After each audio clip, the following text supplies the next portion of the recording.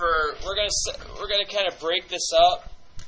We're gonna do this part first, then we're gonna do this table, and then I've already done one for this. I'm gonna do it for you, but I already did one already, so we don't have to videotape that. We just got to videotape these two things.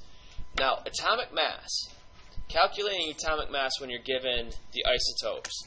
The biggest thing is, you're always going to go mass times abundance. And you're going to do that for each isotope. And then you're going to add them all together. So if you want to, you could just multiply them there. But do I multiply it by 52? What do I have to multiply it by? 0.52. Because we can't use the percentage, we got to use the decimal version of the percentage. So I can't multiply by 48, so I have to multiply by 0.48. Now, the cool thing is, this calculator, which we have access to, which is really, really nice. We have access to this calculator. This calculator allows you to store information. So if we had 3, 4, 5 different isotopes, we can calculate each one individually and store it. Down here at the bottom, you have A through W that you can basically store stuff. X, Y, and Z are variables because you have your X, your Y, your X-axis, your Y-axis, your Z-axis. So we have all those different types. But you can think of these as empty boxes. And we can put whatever we want into the empty box. And we do that over here where it says stow above the variable key. You just have to hit Control, Store. And then tell the calculator where it's going. The calculator is very, very good, but it's very, very dumb too. So you have to tell it what it exactly is going on. Now, for example, for the first one, 106.905 times 0.52. And then I'm going to go Control Store, and I'm going to get, what did I get there? When I hit Control Store, what's that? An arrow. And I'm going to put it in A, so I just wrote A. And so what this is telling the calculator is, multiply 1.06, or 106.905 times 0.52 and store it in A, and I got an answer of 55.5906. So anytime now, if you hit A and hit Enter, you get 59.5906.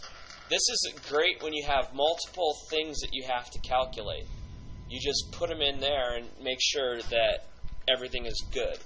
So in here, what I would do is, as a backup, because I don't trust technology, I've seen too many science fiction movies, I would do this. Because now I know that that answer is stored in A. And you always want to write down in the problem where things are stored so you don't forget where they're stored. And that's just, it's a redundancy. It makes things easier because, guess what? Sometimes you forget. And when you're rushing on a test to get stuff done, sometimes it's easy, like a 2-second thing here, saying that that answer's in A, I'm good to go. Then the other one is 108.905 times that's not a 4, that's a 7/8, and then I'm going to hit Control Variable, which gives me my arrow again, and I'm going to hit B, because I want to put that answer in B, and that gives me 52.274. So I'm going to go up here, I'll put 52.2744, I put it in B. Now the cool thing is, all I have to do is go A plus B, and I got my answer, 107.865. So now I know that my A plus B is 107.865, and if you checked the atomic mass inside of your textbook, because this one doesn't have, this has it all rounded to mass number, so this is your mass number, which is your number of protons and neutrons. It doesn't have it to 3 decimal places. your textbook does. And if you checked your textbook, you would find out that this had the exact number that you needed.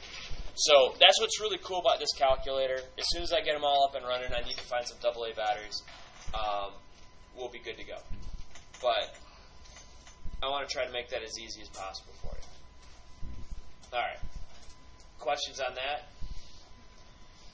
Biggest problem I saw was either you didn't know what you were doing at all on this, which was small, which was nice. The other biggest problem I saw was you multiplied by 52 and not 0.52. So hopefully now you know how to do that.